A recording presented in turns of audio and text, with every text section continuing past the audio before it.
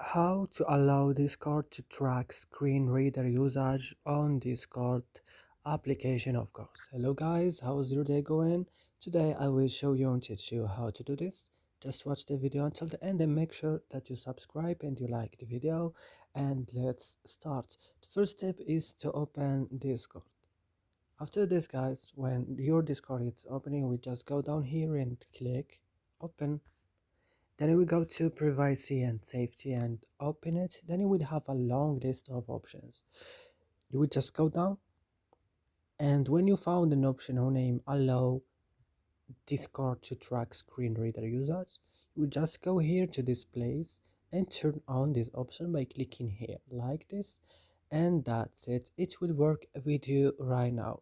And that's it guys, I hope these videos have found useful for you. Do not forget to like and subscribe in our channel.